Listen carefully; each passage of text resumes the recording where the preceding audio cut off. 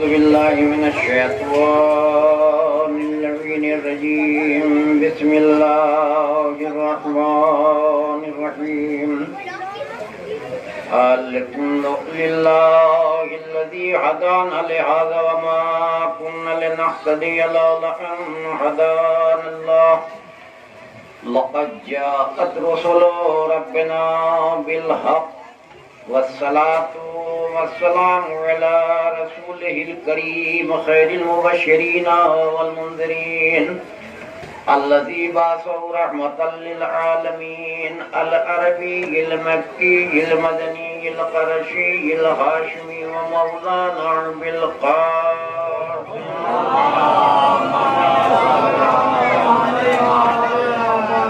وآله الطيبين الطاهرين المعصومين المظلومين المطهرين ولعنة الله على أعدائهم وغاصب حقوقهم ومنكر فضائلهم أجمعين من يومنا هذا إلى يوم الدين. أما بعد فقد قال الصادق عليه السلام واذكروا أمواتكم بالخير. صلوات.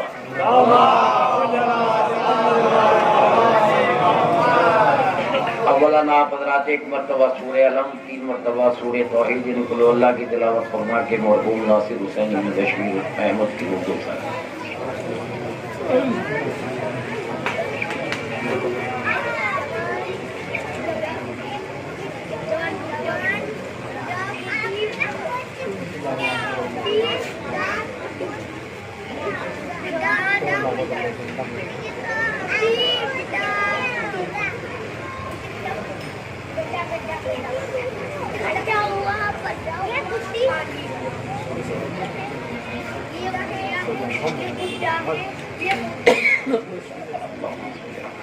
حضرات تھوڑا سا آگے جگہ ہے، باہر والے آ جائیں.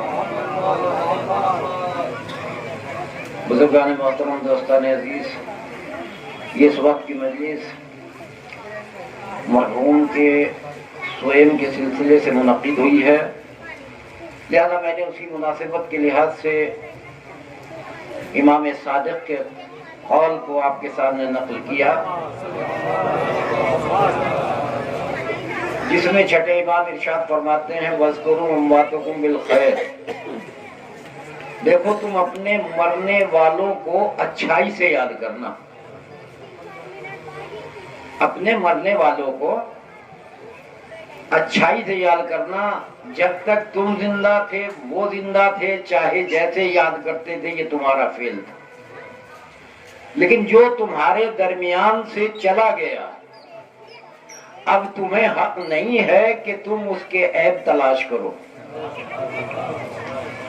اب تمہیں حق نہیں دیا گیا کہ تم اس کی برائیاں تلاش کرو.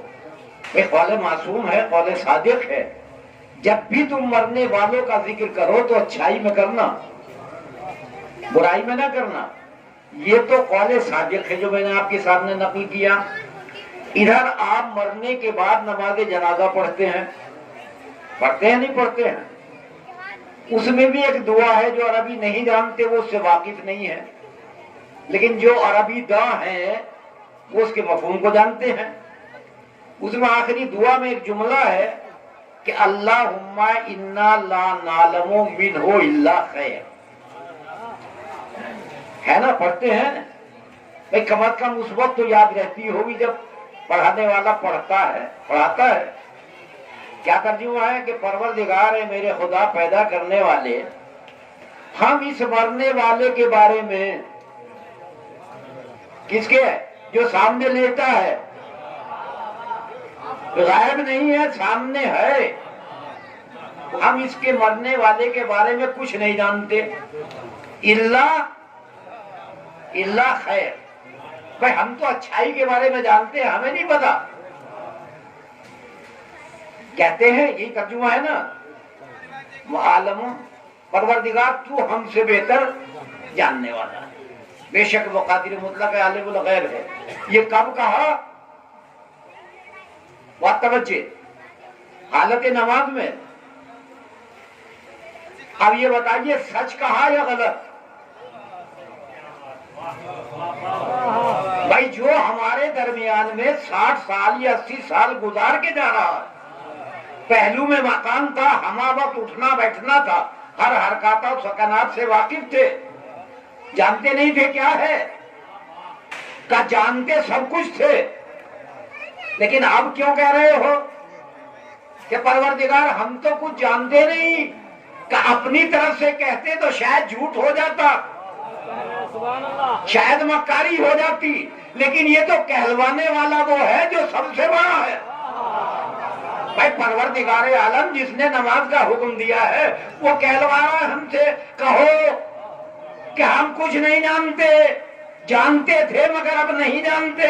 پروردگار یہ کیا مسئلہ، جاننے کے بعد نہ جاننا کہلوا رہا ہے، کہ تمہیں بتانا چاہتا ہوں، ایک شعور دینا چاہتا ہوں، ایک فکر دینا چاہتا ہوں کہ تمہارا خدا وہ ہے کہ جو مرنے کے بعد کسی مرنے والے کی برائی کو سننا گوارا نہیں کرتا۔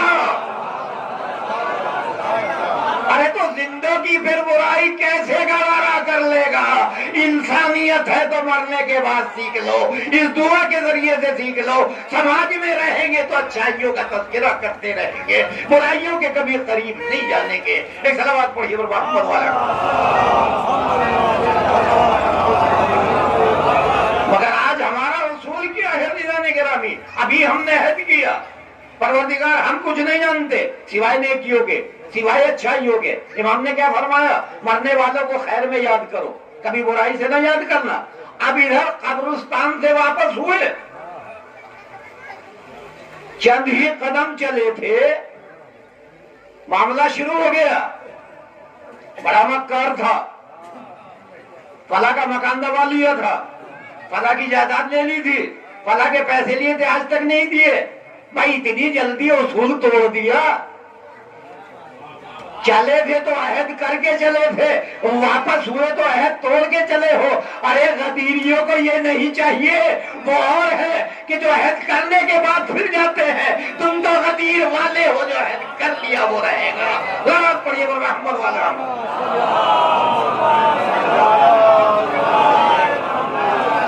بھائی جو کہہ لیا اس میں پابند رہیے گا، کہ زندگی میں کچھ بھی دے تو دو چیزیں ہیں حضور، چونکہ موت سے متعلق مجلس ہے، ایک زندگی ہے اور ایک موت ہے نا۔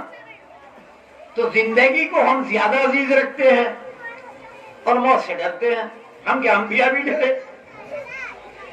بھائی زندگی زیادہ عزیز ہے تو اللہ نے گرامی زندگی ہے کیا؟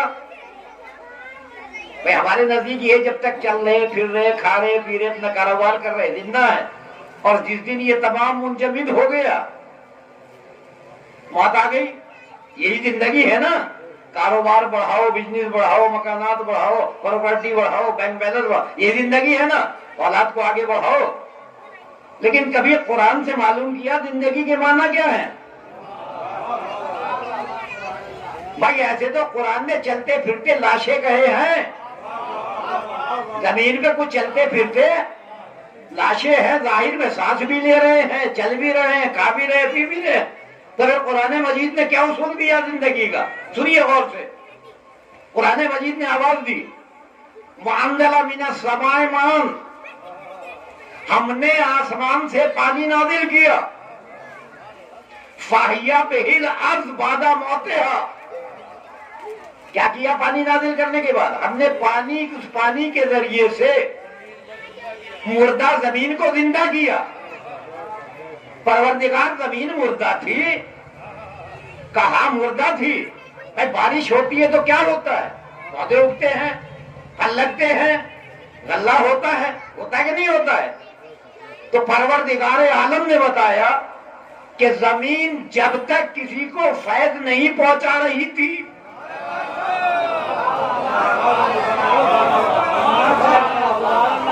بھائی جب تک کسی کو فیض پہنچانے کے لائق نہیں تھی تو مردہ تھی نا، اور جب فیض پہنچانے کے لائق ہو گئی کہ پھل کھاؤ، غلہ کھاؤ، زندہ رہو، تو اس کا مطلب یہ ہے کہ زمین اس وقت تک مردہ تھی جب تک اس کے دامن میں کوئی فیض نہ تھا۔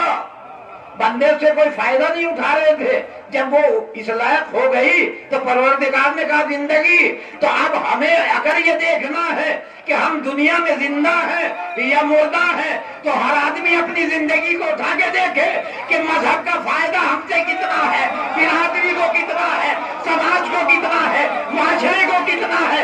اگر ہے تو زندہ ہے ورنہ مردہ ہے. بہت بڑی رحمت والا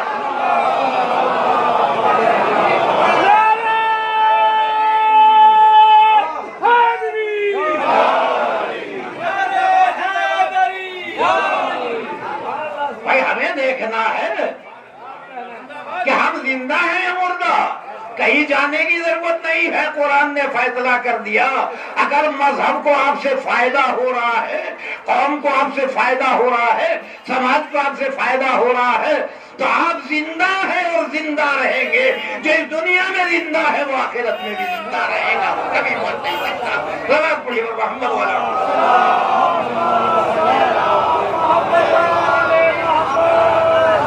تو ہر آدمی کے لیے لمحے فکریہ ہے کہ وہ مذہب کے کتنا کام آ رہا ہے اور مذہب سے کتنا بھاگ ہے. مذہب کے ذریعے وہ کتنا کام کرتا ہے, مذہب سے کتنا دور بھاگتا ہے. عزیزوں, بھاگنے کا نام زندگی نہیں ہے. زندگی نام ہے ٹھہرنے کا. زندگی نام ہے ٹھہرنے کا اور اپنے اندر خوف خدا پیدا کرنے کا. ایک روایت دیکھیے, خوف خدا کتنا بڑا کمال لگتا ہے. 5ویں امام محمد باقر علیہ السلام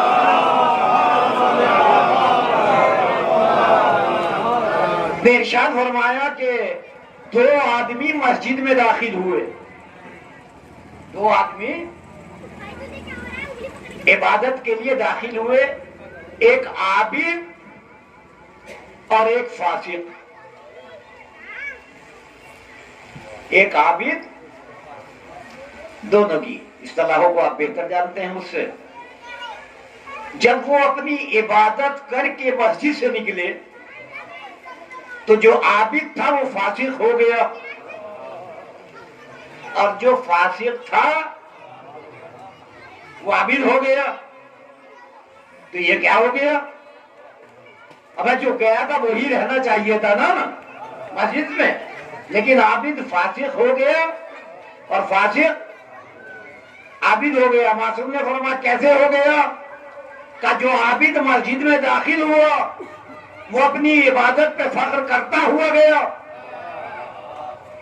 وہ فخر کرتا ہوا گیا. اللہ کو فخر کرنا پسند نہیں ہے.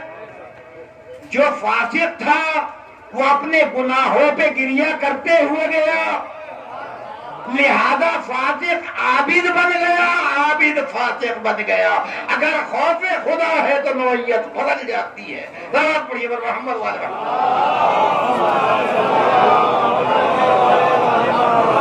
چونکہ سالے ثواب کی مجلس سن لیجیے گا, ذوق کے سماعت کا لحاظ رکھتے ہوئے. عین الحیات کے مترجم نے آگے لکھا ہے کہ جناب موسیٰ علیہ السلام, جناب موسیٰ صاحب شریعت ایک پرانے پہاڑ کے قریب سے گزرے تو جناب موسیٰ نے دیکھا کہ اس پہاڑ کے ایک درے میں, ایک غار میں ایک عابد عبادت کر رہا ہے. جناب موسیٰ کو بڑا شوق ہوا اس سے ملاقات کا کہ بھائی اس ویرانے میں, پہاڑ کے غار میں اللہ کا بندہ عبادت الہی کر رہا ہے, ملاقات کی جائے.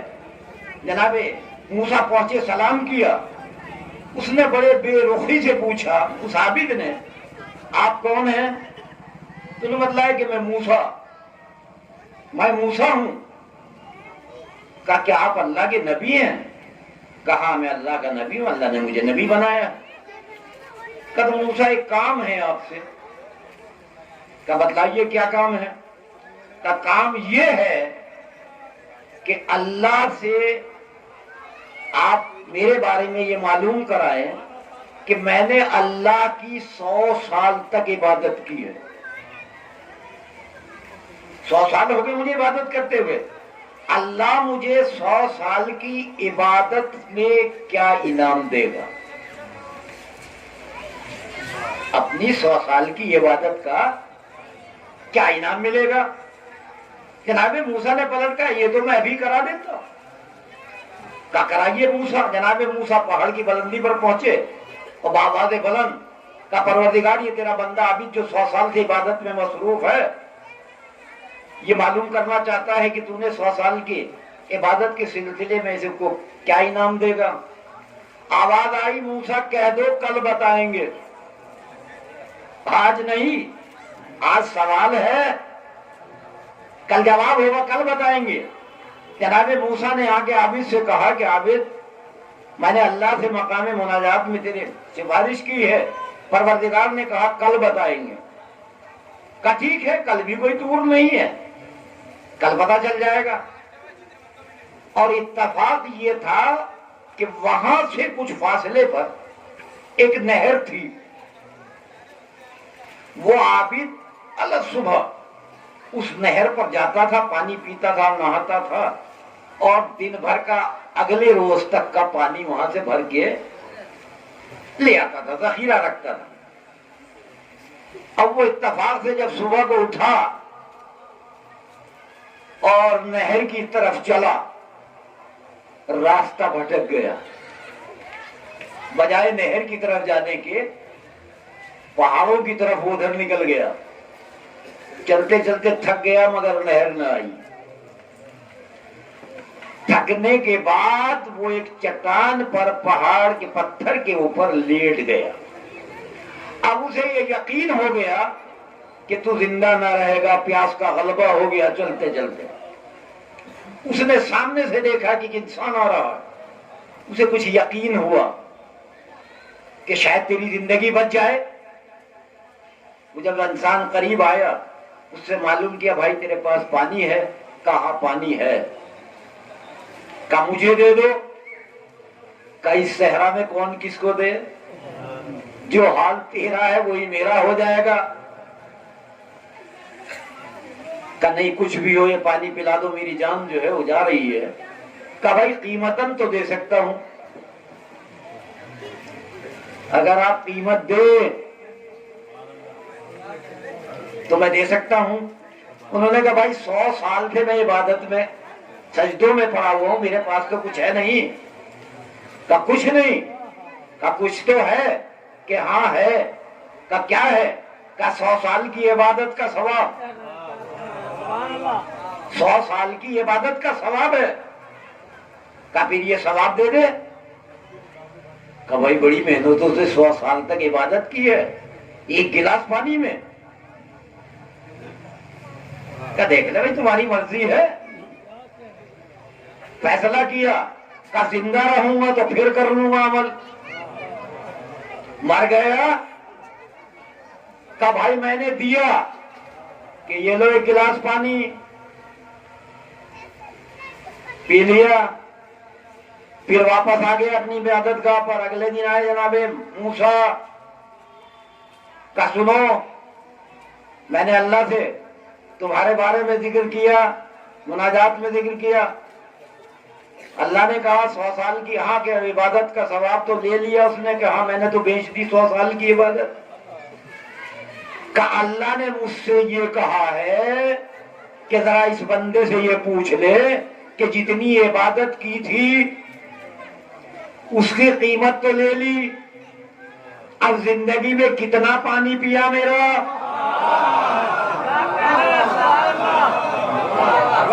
بھائی اپنی عبادت کا صلہ تو ایک گلاس پانی کے بدلے میں بیچ کے لے لیا.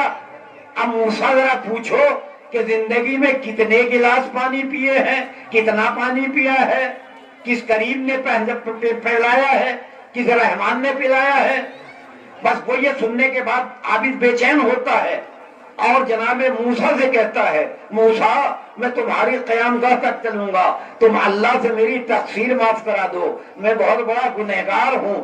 بس جناب موسیٰ کے ساتھ چلا.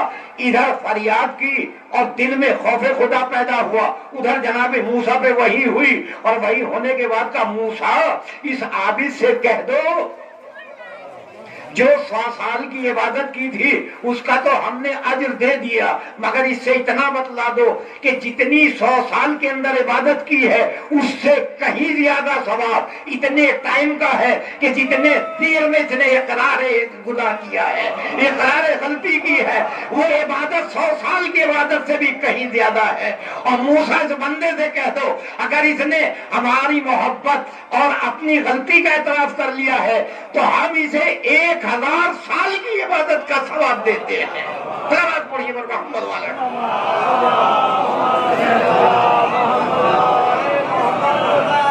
ہم اسے 1000 سال کی عبادت کا ثواب دیتے ہیں۔ کون کہہ رہا ہے؟ پروردگار عالم۔ کس کی زبانی؟ جناب موسیٰ کلیم کی۔ بس ایک واقعہ اور سن لیجیے گا، اس سے زیادہ زحمت سماعت نہیں دوں گا، کہ اللہ عاجزی اور رونا اور اعتراف کو بہت زیادہ پسند کرتا ہے۔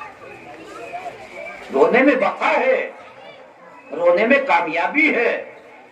یہ خوف خدا دل میں رکھنا چاہیے ہمارا۔ زندگی کے ہر لمحے میں جس کو خوف خدا ہوگا وہ دنیا میں بھی کامیاب رہے گا اور آخرت میں بھی کامیاب رہے گا۔ دیکھیے دنیا ہے چند روزہ، آخرت ہے ہمیشہ رہنے والی۔ ایک واقعہ اور سماعت فرما لے۔ جناب علامہ مجلسی نے عین الیقین اور دوسری کتابوں میں بھی یہ واقعہ لکھا ہے کہ عبداللہ ابن عباس بہت بڑی شخصیت ہے، مزاد تشریف فرما، جانتے ہیں امام امت مفسر قرآن، ان کے پاس ایک نوجوان آتا تھا اور وہ اس نوجوان سے بڑی محبت کرتے ہیں۔ لوگوں نے جناب عبداللہ ابن عباس سے کہا کہ یہ کفن چور نوجوان ہم نے اسے قبرستان میں جاتے ہوئے دیکھا اور یہ آپ اس کی اتنی محبت کرتے ہیں، اتنا احترام کرتے ہیں۔ تو جناب عبداللہ ابن عباس نے خود یہ سوچا کہ ذرا میں پتہ چلاؤں یہ قبرستان میں جا کر کرتا کیا ہے۔ لوگ شکایت کر رہے ہیں کہ یہ کفن چور ہے، یہ گنہگار ہے، یہ فلاں ہے۔ تو جب رات میں وہ جوان نکلا تو عبداللہ ابن عباس اس کے پیچھے پیچھے چلے، وہ ایک پرانی قبر میں جا کر لیٹ گیا وہ جوان، اور لیٹنے کے بعد اس نے کہا پروردگار تو جانتا ہے کہ میں تیرا گنہگار ہوں، بات توجہ، میں تیرا گنہگار ہوں، مجھ سے بڑے گناہ ہوئے، غلطی ہوئے ہیں، میں نے معبود ایک دن وہ ہوگا کہ ایسے ہی مجھے لا کے قبر میں لٹا دیا ہے، بتا میرے مالک تیرے علاوہ کون ہے مجھے بخشنے والا، اور میں کس سے امید کر سکتا ہوں تجھے چھوڑ کر۔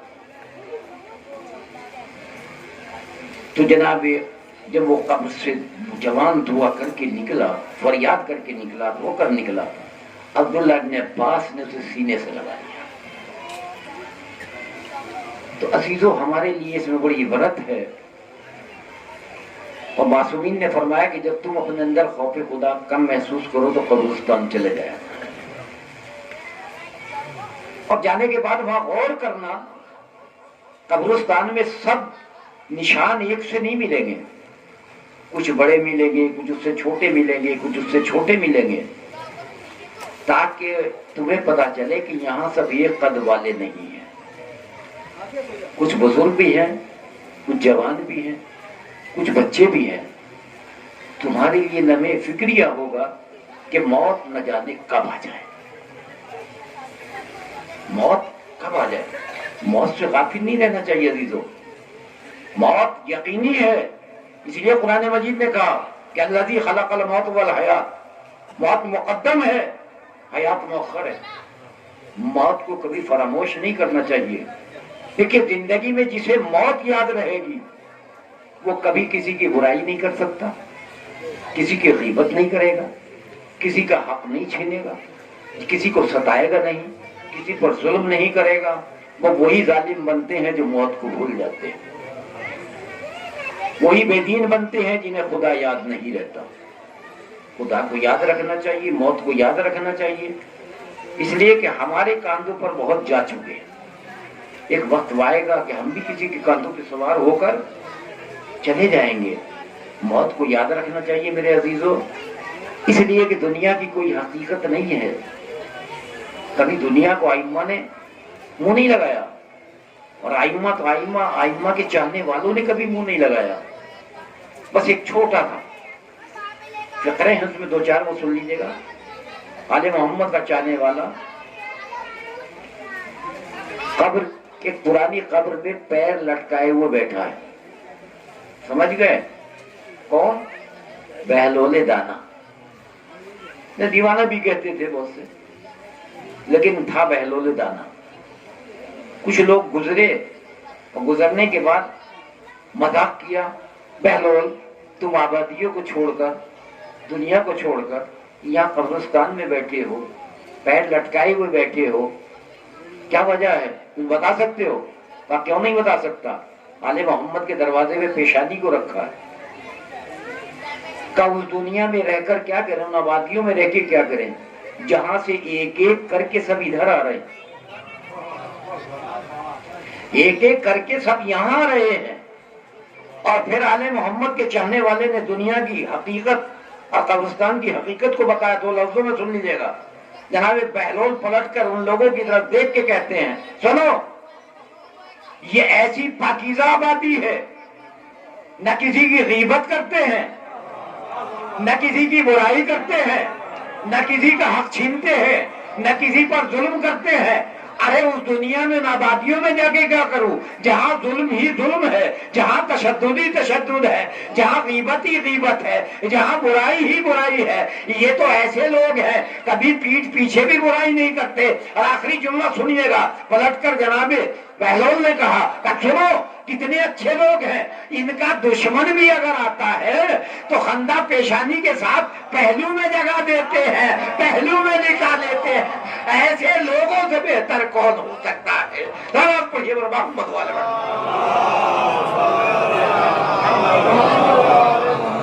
وہاں تو چھیننے والے ہیں، یہاں دینے والے۔ کہا جاؤ، آ جاؤ ہمارے پاس۔ تو عزیزان محترم، مسافری قیام گاہ کو ہمیں نہیں بھولنا چاہیے۔ نہ جانے کیسے کیسے دماغ والے، کیسے کیسے پاکیزہ لوگ زمین کے سینے کے اندر، زیر زمین نہ جانے کیسی کیسی ہستیاں، کیسی کیسی دماغ والے۔ اعلیٰ لوگ آرام کر رہے ہیں، ہم بھی ایک روز چلے جائیں گے، ہمیں بھی اسی میں جانا ہے۔ بس جناب موسیٰ جن کا میں نے تذکرہ کیا ہے، مقامی مناجات میں تھے، پروردگار نے آواز دی، موسیٰ جب کسی بلندی پر پہنچ جانا، کسی اونچے عہدے پر پہنچنا، موسیٰ یاد رکھو قبر کی گہرائی کو نہ بھول جانا، قبر کی گہرائی کو نہ بھول جانا، اس لیے کہ ہر ایک آدمی کو قبر کے اندر جانا۔ تو غرور کس بات کا، گھمنڈ کس بات کا؟ کوئی کبھی رہا ہے اس دنیا میں؟ نہیں رہا ہے، تو غرور نہیں کرنا چاہیے، گھمنڈ نہیں کرنا چاہیے، بلکہ عمل کو اپنے، کردار کو اپنے ایسا کر لینا چاہیے جو وہاں کام آئے۔ یہاں کی سختیاں تو آدمی برداشت کر لیتا ہے، لیکن وہاں کی سختیاں بہت مشکل ہے، بڑی منزلیں ہیں۔ کیونکہ دامن وقت میں گنجائش نہیں ہے، بس اشارہ کر کے آگے بڑھتا ہوں۔ احتضار کی منزل ہے، بڑی سخت منزل ہے۔ احتضار کے بعد فشار کی منزل ہے، سوال و جواب کی منزل ہے۔ یہ تمام منزلیں ہیں، اور اس کے بعد میں پھر میدان محشر تک برزخ کا زمانہ ہے۔ یہ تمام چیزیں ہیں، انسان اگر اس کے بارے میں غور کر لے تو انسان کی زندگی میں انقلاب آ جائے۔ لیکن ہم کبھی سنجیدگی سے غور نہیں کرتے کہ مرنے کے بعد کتنی منزلیں ہوں گی، احتضار کی منزل کتنی سخت ہے۔ بس ایک سن لیجیے گا، معصوم نے فرمایا کہ جب زمین اپنا بدلہ لیتی ہے، فشار ہوتا ہے، تو بس معصوم نے اشارہ کر دیا کہ اتنی زحمت ہوتی ہے کہ اوپر کا دانت نیچے کے دانت میں داخل اس پر فشار ہوتا ہے۔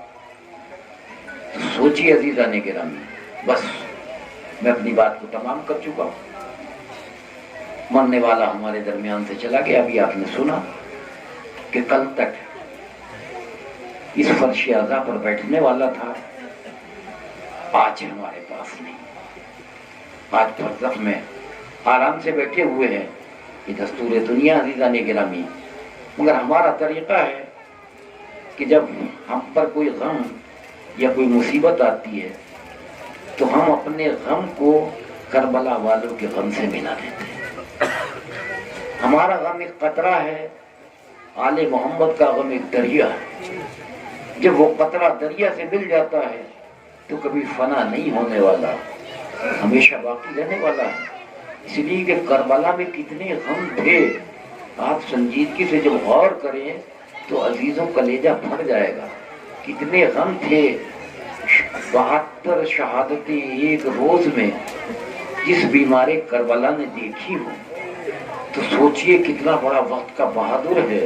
لیکن ایک وقت وہ آتا ہے کہ جب سید سجاد اپنے بابا کے لاشے کو دیکھنے کے بعد بیمار امام بے چین ہو جاتا ہے۔ عزیزو، آج رسم دنیا ہے، دستور دنیا ہے کہ جب ہمارے درمیان سے کوئی اڑ جاتا ہے تو جہاں جہاں عزیز و رفقا ہوتے ہیں سب سن کے دوڑ پڑتے ہیں، ارے مرنے والے کے بچوں پہ کے سروں پہ ہاتھ رکھتے ہیں، دلاسا دیتے ہیں، تسلی دیتے ہیں، بچوں گھبرانا نہیں، تمہارا باپ اگر دنیا سے چلا گیا ہم تمہاری دیکھ بھال کرنے والے موجود ہیں، بچوں ہمت نہ ہارنا۔ لیکن ہائے، یہ دستور کربلا میں کہاں چلا گیا تھا؟ ادھر باپ کا سایہ سب سے اٹھا، سید سجاد، سید سجاد، ارے کوئی تسلی دینے والا نہیں ہے، کوئی سمجھانے والا نہیں ہے، خیموں میں آگ لگائی جا رہی ہے، بیویوں کے سروں سے چادریں چھینی جا رہی ہے۔ اللہ اللہ، ارے کتنا بڑا ظلم تھا کربلا کے میدان۔ اجرکم اللہ، جزاکم اللہ خیر الجزا، کڑی سے کڑی ملاتے چلے جائیے گا۔ کربلا ہی میں ظلم کا اختتام نہیں ہوا، بلکہ 11 محرم سے یہ ظلم کا کارواں جبکہ اہل بیت کے کارواں کو لے کر چلا ہے، منزلیں طے کرتا ہوا۔ عزیزو، ایک منزل عرض کر کے گفتگو کو تمام کر دوں گا۔ کتابوں میں نے پڑھا ہے، روایتوں میں پڑھا ہے کہ شام کا منظر کبھی سید سجاد زندگی میں نہیں بھولے۔ شام جب بھی کوئی پوچھتا تھا مولا آپ پر سب سے زیادہ مصیبتیں کہاں پڑی، سب سے زیادہ مصائب کا سامنا کہاں ہوا؟ بیمار کربلا، ارے سر جھکا کے یہی کہتے تھے، الشام الشام الشام۔ میں نے غور کیا کہ مولا نے 3 مرتبہ ہی کیوں شام شام کہا؟ عزیزو، ارے شام میں 3 منزلیں تھی، ایک بازار شام، ایک دربار شام، ایک زندان شام۔ ارے میرا بیمار امام جب بازار شام سے گزر کر زندان شام کی طرف چلا، ارے قافلہ دربار کے سامنے رکا ہوا ہے، دربار شام کے سامنے رکا ہوا ہے، بازار شام کا منظر طے ہو چکا ہے، قافلہ چلنے کو تیار ہے۔ علی کی بیٹی ایک مرتبہ شمر کی طرف رک کر کے کہتی ہے، اے شمر، اے شمر، تم نے جتنے ظلم کیے ہم برداشت کرتے چلے آ رہے ہیں، اے شمر ایک احسان کر دے علی کی بیٹی پر، ارے یزید کا سامنا ہوگا، تماشائیوں کا ہجوم ہوگا، اے شمر ارے اوڑھنے کے لیے علی کی بیٹی کو ایک چادر دے دے۔ بس یہ سننا تھا، سنیں گے عزیزارو۔ شمر نے جناب زینب کی طرف دیکھ کے کہا، اے زینب، ارے تمہیں اسی طرح کھلے سر دربار میں جانا ہے؟ بس یہ سننا تھا کہ علی کی بیٹی کو جلالا گیا۔ شمر تیری یہ ہمت کہ علی کی بیٹی کو، عباس کی بہن کو تو کھلے سر دربار میں لے جائے۔ ایک مرتبہ بیویوں کے چہرے کو دیکھنے کے بعد آواز دی، اے بیویوں، ارے میں آمین تم آمین کہنا، میں بد دعا کے لیے ہاتھ اٹھاتی ہوں۔ میں اچانک علی کی بیٹی کی نظر ارے بھائی کے کٹے ہوئے سر کے اوپر پڑ گئی۔ کیا دیکھا؟ ارے آنکھوں میں آنسوؤں کا سیلاب جاری ہے۔ اے بہن زینب، کربلا کو فتح کرنا تیرے ماں جائے کا کام تھا، شام کو فتح کرنا بہن تیرا کام ہے۔ اے بہن، حسین کی ساری محنتیں بیکار ہو جائیں گے. بہن اسی طرح کھلے سر دربار میں چلی جاؤ. زینب نے سر کی طرف روک کر کے کہا اے بھیا اگر تیری مرضی یہی ہے تو بہن کھلے سر دربار میں جانے کے لیے تیار ہے. بتھلی نے رازیدان گرامی ارے جیسے قافلہ در یزید میں دربار یزید میں داخل ہونا چاہتا تھا ایک مرتبہ علی کی بیٹی ارے دربار یزید کے دربار کے دروازے پر بیٹھ گئی. سید سجاد نے پھوپھی کے چہرے کو دیکھا اور دیکھنے کے بعد کہا پھوپھی اماں ابھی تو بڑی منزلیں طے کرنا ہے کہ آپ تھک کے بیٹھ گئی ہے. ایک مرتبہ جناب زینب نے بیٹے کے چہرے کو دیکھا اور دیکھنے کے بعد کہا میرے لال آپ کی پھوپھی تھک کے نہیں بیٹھی ہے, مجھے بابا کی 21 رمضان کی وصیت یاد آ گئی ہے. کہا پھوپھی اماں وہ کون سی وصیت تھی؟ کہا 21 رمضان کو جب بابا دنیا سے جا رہے تھے تو ایک مرتبہ سب کو ہٹا دیا اور مجھے قریب بلایا. کہا زینب میرے قریب آ جاؤ. سید سجاد میں جب قریب آئی تو میرے بابا نے کہا زینب اور قریب آ جاؤ. میں اور قریب آ گئی. کہا میں بیٹی کان میرے قریب کرو. میں نے کانوں کو بابا کی طرف بڑھایا. بابا نے ایک مرتبہ کہا زینب ایک وقت وہ آئے گا جب یزید کا دربار ہوگا, ارے شرابیوں کا ہجوم ہوگا, تماشائیوں کا ہجوم ہوگا. میری بیٹی تجھے کھلے سر دربار میں جانا ہے. اے بیٹی ہمت سے کام لینا. میں نے اپنے بابا سے عرض کی تھی بابا اس وقت اگر تیری تمہاری بیٹی تمہیں مدد کے لیے بلائے تو بابا آ جاؤ گے. ارے بابا نے وعدہ کیا تھا بیٹا سید سجاد اپنے بابا کا انتظار کر رہی ہوں. بابا نے وعدہ کیا تھا پر یہ گفتگو ہو رہی تھی علی کی بیٹیوں کی بیٹا سید سجاد. ارے میری ہمت بڑھانے کے لیے نجف سے میرے بابا علی آ گئے. حکم اللہ جزاکم اللہ خیر الجزا. آخری کڑی سن لیجیے گا. قافلہ دربار یزید میں پہنچا. بیویاں رسل وسطی کھڑی ہوئی ہیں. وہ بیویاں کہ جن کے کبھی سروں کو فلک نے نہ دیکھا تھا آج چاروں طرف تماشائیوں کا ہجوم ہے. علی کی بیٹیاں رسن بستہ کھڑی ہوئی ہیں. یزید نے شمر سے سوال کیا شمر یہ بتاؤ یہ کون کون بیویاں ہیں, ان کے کیا نام ہیں؟ کہا ہی زینب. یہ زینب ہے علی کی بیٹی. ہی ام کلثوم. یہ ام کلثوم ہے. شمر ایک ایک بیوی کا تعارف کراتا جا رہا ہے, سنیں گے. بس یزید نے کہا شمر میں علی کی بیٹی زینب سے کچھ گفتگو کرنا چاہتا ہوں. بس زینب نے یہ سنا ارے دوڑ کر اماں فضہ سے نبڑ گئی. اماں فضہ یہ مصیبت کے وقت آپ ہی میری مدد کر سکتی ہے. جناب فضہ نے ارے بی بی کو سینے سے لگا کے کہا اے زینب سنو, شہزادی سنو, میں نے اپنے پروردگار سے ارے اتنی عمر مانگی تھی کہ پروردگار مجھے اتنی عمر دے دے کہ میں اپنی شہزادی کے ساتھ ارے دربار یزید تک جا سکوں اور اپنی بی بی کی مدد کر سکوں. اے بی بی گھبرا نہیں, میں تمہاری مدد کے لیے موجود ہو. آج عباس نہیں ہے مگر فضہ ہے. آج حسین نہیں ہے مگر فضہ ہے. آج علی اکبر نہیں ہے مگر فضہ ہے. زینب کو تسلی ہوئی. ایک مرتبہ شمر ہٹانا چاہتا ہے مگر فضہ سینہ سپر بنے ہوئے ہے. کہا میری شہزادی کے سامنے سے اس وقت تک نہیں ہٹا سکتا جب تک فضہ کی جان باقی ہے. وہ شمر نے تازیانہ اٹھایا, فضہ کے مارنا چاہتا تھا. سنیں گے دلوں پہ ہاتھ رکھنے کے بعد ایک مرتبہ فضہ نے ارے بھرے دربار میں نظر ڈالی. کیا دیکھا حبشی غلام تلواریں لیے ہوئے کھڑے ہیں. آواز دی اے حبش کے غلاموں تمہاری غیرتوں کو کیا ہو گیا؟ ارے تمہارے قبیلے کی ایک عورت کو ارے شمر تازیانے سے مارنا چاہتا ہے, تم دیکھ رہے ہو. بس یہ سننا تھا. ارے نوجوانوں نے یزید کی طرف رخ کیا. اے یزید شمر کو روک لو ورنہ دربار میں خون کی نتی بہ جائے گی. ارے جب زینب نے یہ منظر دیکھا ارے مدینے کا رخ کر کے آواز دی اے نانا اے فضہ کے بچانے والے دربار میں اتنے تیری نواسی ارے کھلے سر دربار یزید میں